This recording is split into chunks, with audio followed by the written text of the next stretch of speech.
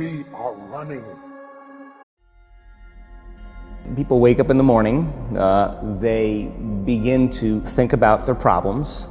Those problems are circuits of memories in the brain. Each one of those memories are connected to people and things at certain times and places. And if the brain is a record of the past, the moment they start their day, they're already thinking in the past. Each one of those memories has an emotion. Emotions are the end product of past experiences. So the moment they recall those memories of their problems, they all of a sudden feel unhappy, they feel sad, they feel pain. Now, how you think and how you feel creates your state of being. So the person's entire state of being when they start their day is in the past. So what does that mean? The familiar past will sooner or later be predictable future. So if you believe that your thoughts have something to do with your destiny, and you can't think greater than how you feel, or feelings have become the means of thinking, by very definition of emotions, you're thinking in the past. And for the most part, you're going to keep creating the same life.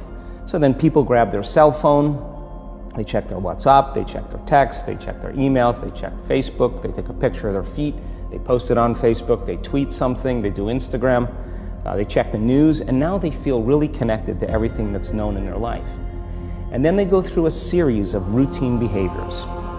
They get out of bed on the same side, they go to the toilet, they get a cup of coffee, they take a shower, they get dressed, they drive to work the same way, they do the same things, they see the same people, they push the same emotional buttons, and that becomes the routine, and it becomes like a program. So now they've lost their free will to a program, and there's no unseen hand doing it to them. So when it comes time to change, the redundancy of that cycle becomes a subconscious program. So now 95% of who we are by the time we're 35 years old is a memorized set of behaviors, emotional reactions, unconscious habits, hardwired attitudes, beliefs, and perceptions that function like a computer program. So then a person can say with their 5% of their conscious mind, I want to be healthy, I want to be happy, I want to be free. But the body's on a whole different program. So then how do you begin to make those changes? Well, you have to get beyond the analytical mind, because what separates the conscious mind from the subconscious mind is the analytical mind. And that's where meditation comes in, because you can teach people through practice how to change their brainwaves, slow them down. And when they do that properly, they do enter the operating system where they can begin to make some really important changes. So most people then wait for crisis or trauma or disease or diagnosis. They wait for loss, some tragedy to make up their mind to change. And my message is, why wait? And you can learn and change in a state of pain and suffering, or you can learn and change in a state of joy and inspiration. And I think right now, the cool thing is that people are waking up. Most people spend 70% of their life living in survival and living in stress. So they're always anticipating the worst case scenario based on a past experience. And they're literally, out of the infinite potentials in the quantum field, they're selecting the worst possible outcome, and they're beginning to emotionally embrace it with fear. And they're conditioning their body into a state of fear. Do that enough times, the body has a panic attack without you. You can't even predict it because it's programmed subconsciously. So people become addicted to the rush of those emotions, and they use the problems and conditions in their life to reaffirm their limitation, so at least they can feel something. So now when it comes time to change, you say to the person, why are you this way? Well, every time they recall the event, they're producing the same chemistry in their brain and body as if the event is occurring, firing and wiring the same circuits and sending the same emotional signature to the body. Well, what's the relevance behind that? Well, your body is your unconscious mind. In a sense, if you're sitting down and you start thinking about some future worst case scenario that you're conjuring up in your mind, and you begin to feel the emotion of that event, your body doesn't know the difference between the event that's taking place in your world, outer world, and what you're creating by emotion or thought alone. So most people then, they're constantly reaffirming their emotional states. So when it comes time to give up that emotion, they can say, I really want to do it. But really the body is stronger than the mind because it's been conditioned that way. So the servant now has become the master. And the person all of a sudden, once they step into that unknown, they'd rather feel guilt and suffering because at least they can predict it.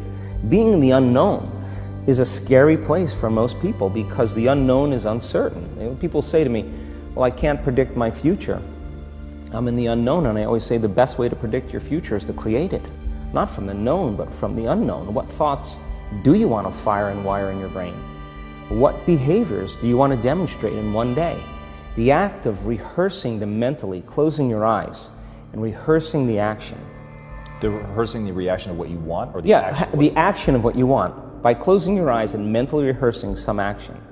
If you're truly present, the brain does not know the difference between what you're imaging and what you're experiencing in 3D world. So then you begin to install the neurological hardware in your brain to look like the event has already occurred. Now, your brain is no longer a record of the past. Now it's a map to the future. And if you keep doing it, priming it that way, the hardware becomes a software program. And who knows, you just may start acting like a happy person. And then I think the hardest part is to teach our body emotionally what the future will feel like ahead of the actual experience. So what does that mean? You can't wait for your success to feel empowered. You can't wait for your wealth to feel abundant. You can't wait for your new relationship to feel love, or your healing to feel whole. I mean, that's the old model of reality, of cause and effect, waiting for something outside of us to change how we feel inside of us. And when we feel better inside of us, we pay attention to whoever or whatever caused it. But what that means then is that from the Newtonian world is that most people spend their whole life living in lack, waiting for something to change out there. What do you mean the Newtonian world? The Newtonian world is all about the predictable. It's all about predicting the future. But the quantum model of reality is about causing an effect. The moment you start feeling abundant and worthy, you are generating wealth. The moment you're empowered and feel it, you're beginning to step towards your success. The moment you start feeling whole, your healing begins. And when you love yourself and you love all of life, you'll create an equal. And now you're causing an effect. And I think that's the difference between living as a victim in your world, saying, I am this way because of this person or that thing or this experience. They made me think and feel this way. When you switch that around, you become a creator of your world, and you start saying, my thinking and my feeling is changing an outcome in my life. And now that's a whole different game, and we start believing more that we're creators of reality. And most people, when they have a thought, they just think that that's the truth. And I think one of my greatest realizations in my own journey was, just because you have a thought doesn't necessarily mean it's true. So if you think 60 to 70,000 thoughts in one day, and we do, and 90% of those thoughts are the same thoughts as the day before, and you believe that your thoughts have something to do with your destiny, your life's not going to change very much, because the same thought leads to the same choice leads to the same behavior creates the same experience, and the same experience produces the same emotion. And so then the act of becoming conscious of this process to begin to become more aware of how you think, how you act, and how you feel. It's called metacognition. And so then, why is that important? Because the more conscious you become of those unconscious states of mind and body, the less likely you're going to go unconscious during the day. And that thought is not going to slip by your awareness unchecked, because it means to know thyself. The word meditation means to become familiar with. So as you become familiar with the thoughts, the behaviors, and the emotions of the old self, you're retiring that old self. As you fire and wire new thoughts and condition the body into a new emotional state, if you do that enough times, it'll begin to become familiar to you. So it's so important, just like a garden. If you're planting a garden, you got to get rid of the weeds.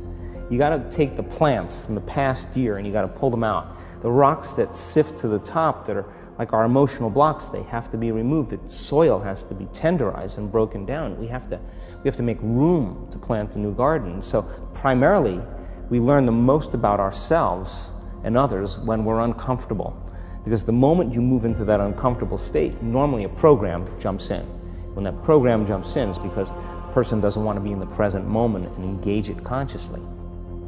If you're not being defined by a vision of the future, then you're left with the old memories of the past, and you will be predictable in your life. And if you wake up in the morning and you're not being defined by a vision of the future, as you see the same people and you go to the same places and you do the exact same thing at the exact same time, It's no longer that your personality is creating your personal reality. Now your personal reality is affecting or creating your personality. Your environment is really controlling how you think and feel unconsciously, because every person, everything, every place, every experience has a neurological network in your brain. Every experience that you have with every person produces an emotion. So some people will use their boss to reaffirm their addiction to judgment. They'll use their enemy to reaffirm their addiction to hatred. They'll use their friends to reaffirm their addiction to suffering. So now they need the outer world to feel something. So to change then is to be greater than your environment, to be greater than the conditions in your world. And the environment is that seductive. So then why is meditation the tool? Well, let's sit down, let's close our eyes. Let's disconnect from your outer environment. So if you're seeing less things, there's less stimulation going to your brain. If you're playing soft music or you have earplugs in, less sensory information coming to your brain, so you're disconnecting from your environment. If you can sit your body down and tell it to stay like an animal, stay right here. I'm going to feed you when we're done. You can get up and check your emails, you can do all your texts, but right now, you're going to sit there and obey me.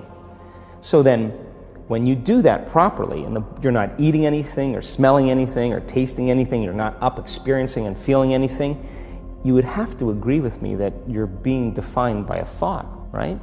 So when the body wants to go back to its emotional past, and you become aware that your attention is on that emotion, and where you place your attention is where you place your energy, you're siphoning your energy out of the present moment into the past, and you become aware of that, and you settle your body back down in the present moment, because it's saying, well, it's 8 o'clock, you normally get upset because you're in traffic around this time, and here you are sitting, and we're used to feeling anger, and you're off schedule.